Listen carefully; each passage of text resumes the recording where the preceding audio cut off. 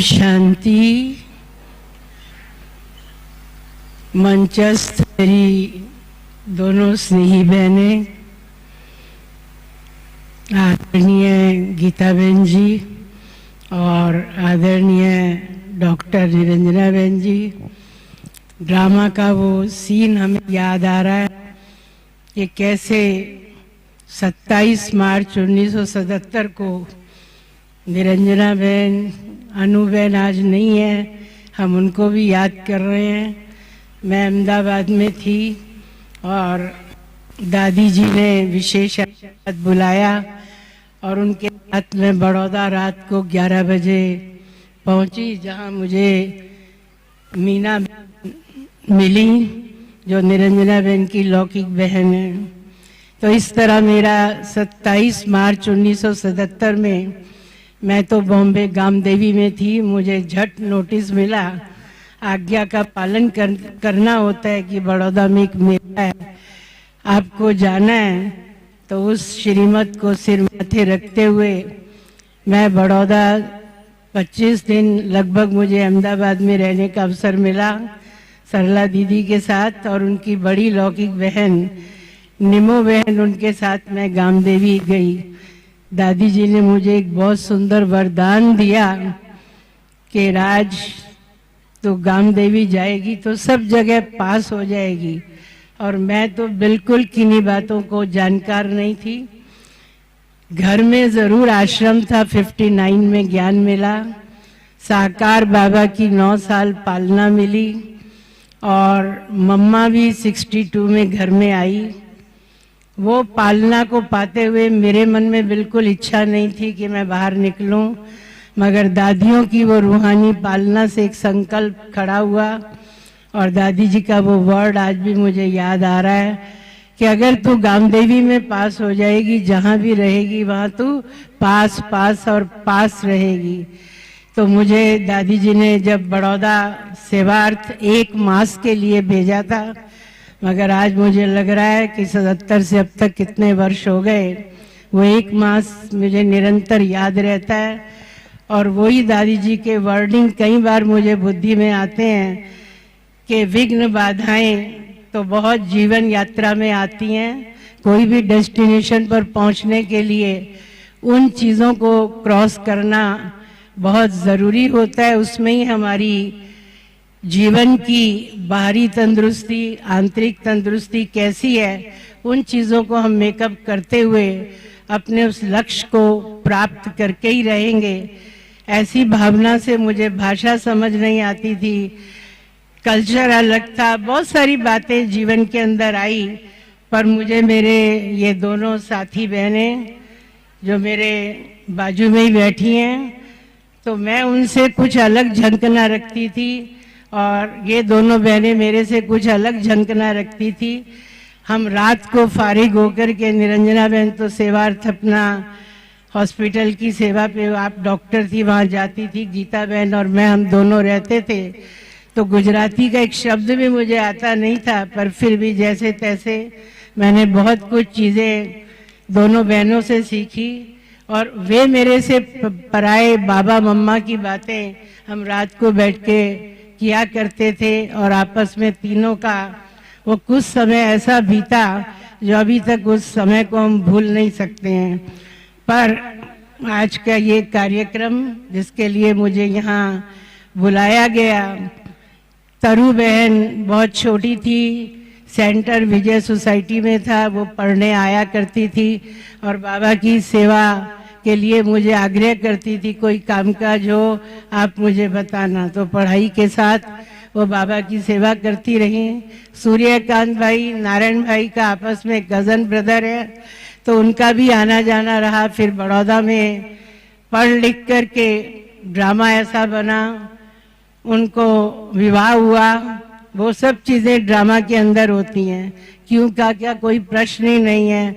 और फिर उन दोनों को सरकारी जॉब मिल गई, कुछ समय वो बड़ौदा में रहे, और फिर उनका जैसे सूर्यकांत भाई ने बताया कि वो जहाँ तहाँ बीज बोए होते हैं, वहाँ कुछ पाने जाना होता है, कुछ देने जाना होता है।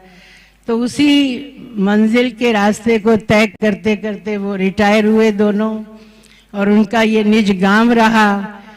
तो बाबा के इस विश्वविद्यालय के अंदर ये सुंदर प्रथा बनी हुई है कि जब बाबा का ज्ञान मिल जाता है, हर बच्चे को ये तमन्ना रहती है कि अपने गांव की सेवा मुझे जरूर करनी है। तो मुझे ये बड़ा सौभाग्य मिला कि जैसे ही मैं बड़ौदा में आई तो जो भी तालुका, मुझे बहुत बिल्कुल नॉलेज नहीं थी, फिर भी साथीदारों ने नॉलेज दी कि तालुकाओं की भी सेवा करनी है। तो सर्वप्रथम हम तीनों बहनें डबोई में, करजन में, जहाँ जहाँ गोदरा में बहुत सेवाएं तालुका लेवल से शुरू करते करते अभी तो हर तालुकाओं में सेवा स्थान है। और उनमें से अधिकतर जो भी तालुकाओं में सेवा की, बाबा ने अपने चैतन्य शिवालय के लिए अपने आप स्थान दिए। ये मेरा परम सौभाग्य रहा है। मुझे बहुत मेहनत, बहुत परेशानी नहीं उठानी पड़ी। अभी भी रिसेंटली वाघोड़िया तालुका में वहाँ ही एक बाबा का सुंदर घर नहीं था। पाठशाला तो बहुत लंबे अरसे से चली, सेवाएं बहुत शुरू काल से चल रही थी, मगर बाबा का एक अच्छा घर हो, अच्छा सेवा स्थान हो, तो रिसेंटली वहाँ भी अभी जगह मिली, भूमि पूजन हुआ, कार्य आरंभ होने की तैयारियां हैं। तो इस तरह जितनी भी 25 जितने सेवा केंद्र, अधिकतर जगह बाबा ने कैसे निमित्त बना बना के, सावली में हमारे बाबू भाई को आज हम भूलेंगे नहीं, उन्होंने अपना फ्लैट लिया हुआ था कि हम बहनें जब इकट्ठी थी तभी उन्होंने उस बात को रखा कि राजबहन आप सावली में सेवा स्थान बनाओ। तो इस तरह अधिकतर तालुकाओं में और अभी भी जहाँ जहाँ छोटे बड़े सेवा केंद्र खुल रहे हैं वहाँ अधिकतर बाबा अपना काम करा रहा है। और जिन पुराने बच्चों ने एक एक तालुका में सेवा के अंदर अपना समय, स्वास्थ्य, तन, मन, धन लगाया, उन्हीं के साथ सहयोग से आज हम देख रहे हैं कि बाबा की ये फुलवाड़ी, बाबा का वो वर्ड मुझे याद आ रहा है, बड़ौदा बड़ा दाव लगाएगा। मुझे लगता है सूर्यकांत तरुबहन एक उदाहरण मूर्त बने हैं जो इस तरह बड़ा दाव लगाने की अनेकों को प्रेरणा आज लेने का वक्त है, वक्त है, वक्त है। हम कल और पेंडिंग छोड़ते रहेंगे तो काल का भरोसा नहीं है, मगर जिन्होंने समय पर दाव लगाया, मेरा निज अनुभव भी है। जब हमें हमारी न्यूयॉर्क वाली मोहिनी बहन, उनके द्वारा हमें दिल्ली में ज्ञान मिला और 1.5 साल के अंदर मेरे घर में ही सेवा स्थान बना। तो हमारे फादर का एक वर्ड था कि मेरे 4 बच्चे हैं, लौकिक माता पिता भी आते हैं, हम कैसे सेंटर खोलेंगे। तो मुझे ये एक सुनाने का थोड़ा सा वाक्य अंदर से हो रहा है कि उस समय मोहिनी बहन के लौकिक भाई, लक्ष्मण भाई और उनकी माँ और हमारे इंद्रजीत भाई थे, मोहिनी बहन, सब ने हमें बहुत प्रेरित किया कि नहीं आप खोलो। हम आमने सामने ही रहते थे कि हम आपकी पूरी मदद करेंगे और कोई मदद की जरूरत नहीं थी, पर एक सेंटर कैसे रन आउट होता है जिसमें आज सूर्यकांत भाई ने गीत संगीत के साथ, हम जब ज्ञान में आए ना कोई शिव बाबा का कास्केट था, ना कोई चित्र थे। 59 की बात बता रही हूँ, केवल ऐसे गीतों के साथ ही जो भी कोई जाता था सेंटर में, वहाँ उसको एक अनूठा अनुभव होता था। चलना ना चलना वो उसकी तकदीर और तस्वीर का सवाल था, मगर 2 घड़ी तो बड़ा अच्छा लगता था और लोग आया करते थे। फिर अनेक प्रकार के अपनी अपनी परिस्थितियों के विघ्नों ने लोगों को कौन आगे बढ़ता है, कौन ठहर जाता है, कौन रुक जाता है, वो हर एक का अपना ड्रामा है।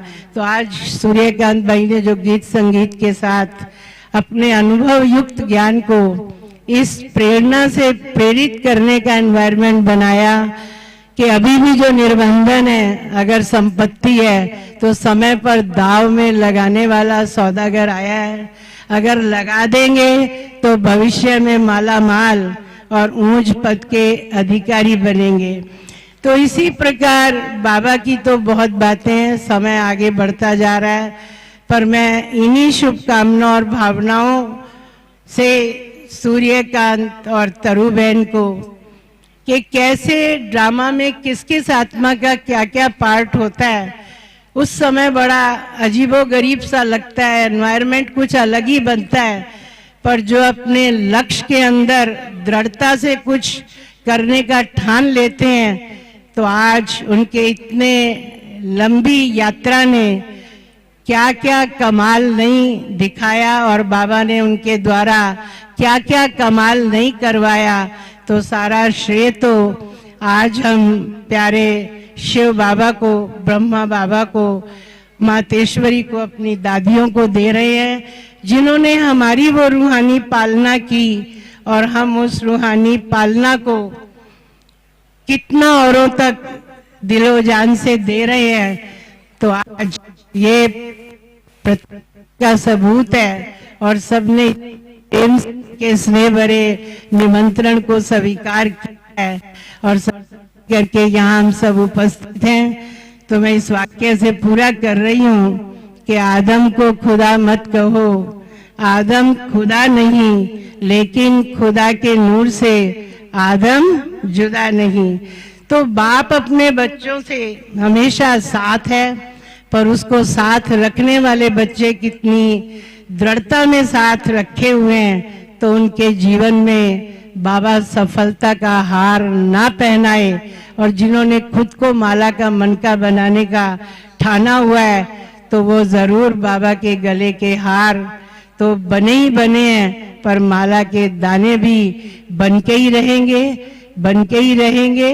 मैं फिर से आज हमारी ज्योति बहन ने और अपने अलकापुरी सब जोन ने मिलकर ये कार्यक्रम आयोजित किया है। मैं तहे दिल से सभी बहनों का, साथी बहनों का और जिन्होंने आयोजन किया है उनका खूब खूब स्वागत तो करती हूँ, आभार भी प्रदर्शित करती हूँ। और आप सभी भाई बहने जो दूर दूर से स्नेह भरा निमंत्रण पाकर यहाँ उपस्थित हैं, उनका भी खूब खूब स्वागत है, स्वागत है, स्वागत है। ओम शांति।